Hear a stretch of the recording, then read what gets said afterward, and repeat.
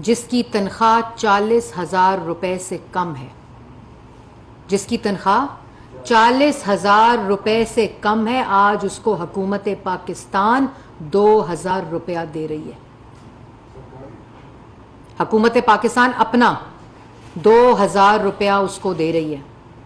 आज वो मजदूर, वो किसान, वो टीचर, वो मेहनत कश खवातीन, वो स्टूडेंट जो साथ काम करता है और साथ अपनी तालीम हासिल करता है, वो रेड़ीबान, हर वो शख्स जिसकी आमदन 40,000 से कम है, उसको इस पेट्रोल की इंक्रीज के बाद साथ 2,000 रुपया दिया जा रहा है। खाली 786 के ऊपर कॉल करें, कॉल लाइन है 786, उस पर कॉल करें और आपको ये 2,000 आपकी इनकम लेवल के ऊपर एक ट्रांसपेरेंसी चेक करके आपको ये 2,000 रुपया मिल रहा है मंथली। ये रिलीफ दिया और उसके बाद पेट्रोल में हमारे लिए आसान काम थे, आपने तो नहीं किए। हर 15 दिन के बाद पेट्रोल बढ़ाते थे रात के अंधेरे में, हर 15 दिन के बाद। आपने तो कभी कोई रिलीफ की बात नहीं की। और उसके बाद BISP के अंदर जो रजिस्टर्ड फैमिलीज हैं, जो कि 14 करोड़ बनती हैं, 1.4 करोड़ फैमिलीज हैं और उसकी आबादी जो है वो 8.5 करोड़ जो पाकिस्तान की आबादी है वो उस डेटा के अंदर है, BISP के अंदर। उनको भी एक्स्ट्रा 2,000 रुपए दिए जा रहे हैं, उसके अलावा जो उनको BISP में मिलते हैं इस पेट्रोल के इंक्रीज के साथ साथ। ये रिलीफ है जो 8.5 करोड़ आबादी और उस बिस्प के डेटा के अलावा जो 40,000 जिनकी इनकम है और उससे कम है, उनको 2,000 रुपए मिल रहे हैं। ये होता है वो वजीर आजम, इसमें सब है, सब शामिल है इसमें। सरकारी अफसर शामिल हैं, प्राइवेट शामिल हैं, किसान शामिल हैं, मजदूर शामिल है, रेडी बांध शामिल है, जिसकी आमदन जो है वो 40,000 रुपए से कम है। आप सिर्फ 786 पे कॉल करें और आपको आपकी इनकम को चेक करके आपको ये 2,000 रुपए ट्रांसफर कर दिए जाएंगे। आप बातें करते हैं, आपको शर्म आनी चाहिए। कब पहले ऐसा हुआ है? अगर हमें ये फैसला हम करते हैं, दिल पे पत्थर रखकर करते हैं और एक विजन के साथ करते हैं कि हम इसको बदलेंगे, हम इस साइकिल को ब्रेक करेंगे, हम मईशत को रास्ते पर डालेंगे। हमने किया है। अगर कोई मिसाल दे सकता है तो हमने करके दिखाया है। इनकी तरह नारे और काली ऐनकें पहन के झूठ नहीं बोले थे, लेक्चर नहीं दिए थे। इनके पास मौका था।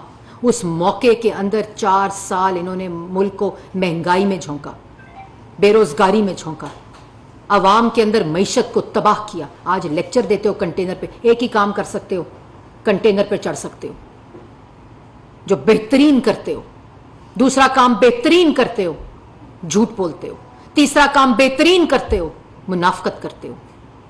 चौथा काम बेहतरीन करते हो, इस्लामिक टच देते हो अपनी सियासत को। आपको शर्म नहीं आती? सुलह हुदैबिया की मिसालें देते हो। आपको तो खुदा ना खास्ता मैं वो इस्तेमाल नहीं करना चाहती अल्फाज, आपको अपनी बात करते हुए आपको खुदा का खौफ नहीं आता कि आप किस किस्म की गुफ्तगू, लेकिन बेहतरीन करते हो। इस्लामिक टच हो, मदीना की रियासत के ऊपर बैठकर अपनी सियासत करो, मुनाफकत करो, झूठ बोलो और कंटेनर पर चढ़ जाओ। यही करो, बाकी काम हम करेंगे। हमें करना आता है, हमारे पास वो सोच भी है, वो फिक्र भी है, वो सलाहियत भी है।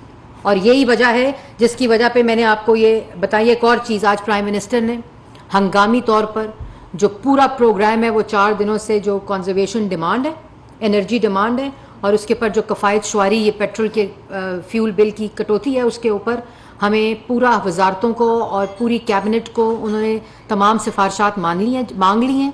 और आज शाम उसके ऊपर एक इजलास भी है आज रात को, और उसके बाद जो कैबिनेट लेवल के ऊपर, गवर्नमेंट लेवल के ऊपर जो कफ़ायत शारी है उसकी अनाउंसमेंट्स की जाएंगी। ये तमाम वो चीज़ें जो उस रिलीफ के अलावा हैं। इसमें अवाम को भी अपना हिस्सा डालना पड़ेगा। और जैसे मैंने कहा, वो अवाम जो ऑलरेडी जिसकी इनकम कॉम्प्रोमाइज्ड है, ऑलरेडी जो महंगाई की चक्की में पिसी हुई है, ये तमाम रिलीफ उनके लिए हैं, ये तमाम चीज़ें उनके लिए। मैं रिपीट करना चाहती हूँ अवाम की इंफॉर्मेशन के लिए कि जिनकी तनख्वाह 40,000 से कम है वो 786 पर कॉल करके 2,000 रुपये उनको मिलेगा, जो वो अपने फ्यूल पे या उसको किसी तरह भी जो अपने एक्सपेंस उनका था ऑन फ्यूल उसको ऑल्टरनेटिवली इस्तेमाल कर सकते हैं। इसके बाद और हमारा विजन है, इंशाल्लाह महंगाई भी कम होगी। ये जो पीरियड है इसमें इस इन्फ्लेशनरी रेट ज़्यादा होंगे, लेकिन उसके साथ साथ अगर एक प्लान हो, एक विजन हो, एक स्ट्रैटेजी हो, उसके मुताबिक इंशाल्लाह डॉलर मुस्तहकम होगा। आपके अंदर जो हम अभी ये जो बातें कर रहे थे, ये वो लोग हैं कि हम टर्की गए, उस पर मैंने एक तफसीली प्रेस कॉन्फ्रेंस करनी है, इंशाल्लाह कल करूंगी।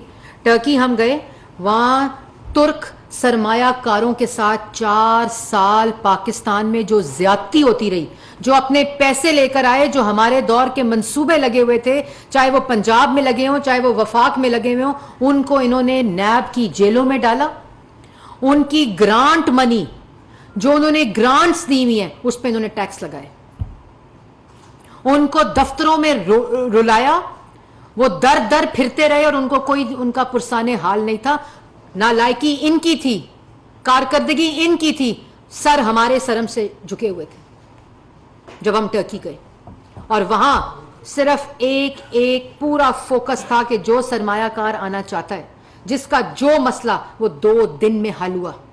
2 दिनों में शहबाज शरीफ साहब ने वो तमाम मसाइल जो इन्वेस्टर्स के थे, जिन्होंने पाकिस्तान इन्वेस्टमेंट स्कीम थी और जो करना चाह रहे थे, चाहे वो तालीम का शोबा हो, हेल्थ का शोबा हो, एनर्जी का शोबा हो, पेट्रोलियम का शोबा हो, तवानाई का शोबा हो, सब इन्वेस्टर्स जो थे, रोड्स का शोबा हो, इंफ्रास्ट्रक्चर का शोबा हो, पब्लिक ट्रांसपोर्ट का शोबा हो, सब नाराज। उन सबको 2 दिन के अंदर 4 साल के मसाइल, ब्यूरोक्रेसी भी वही है, सिस्टम भी वही है, यहां तक के सेक्रेटरीज भी वही हैं जो इनके लगाए हुए थे। मसले हमने हल किए, हमने वो तमाम इन्वेस्टमेंट अपॉर्चुनिटीज को दोबारा बहाल किया, क्योंकि ऊपर क़यादत बदल चुकी है। क़यादत अवाम की फिक्र रखती है, अवाम का सोच रखती है। इनके पास है क्या? 4 साल हुकूमत करने के बाद भी झूठ है, फरेब है, लोगों की लान तान है, लोगों को बदतमीजी करें, लोगों के साथ बदतहजीबी करें, झूठ बोलें और भाषण। किस बात का भाषण? उसके बाद आखिर में मैं ये कहना चाहती हूं कि मैं इन जो जीना मरना कह रहे थे, हमारा जीना मरना जो है वो पाकिस्तान में है। और इमरान खान साहब किधर रहते हैं बेटे आपके? तोबा टेक सिंह और साहिवाल घर बना के दिया हुआ उनको। छुट्टियों पे कहाँ जाते हैं? किधर होते हैं बच्चे आपके? और मैं उधर नहीं जाना चाहती जो इखलाकियात से तीसरी उंगली आप पर उठती है, मैं वहाँ नहीं जाना चाहती कि वो कहाँ रहते हैं सारे। इसलिए ये सस्ती शोहरत, सस्ती सियासत, सस्ते बयानियों ने 4 साल मुल्क तबाह कर दिया।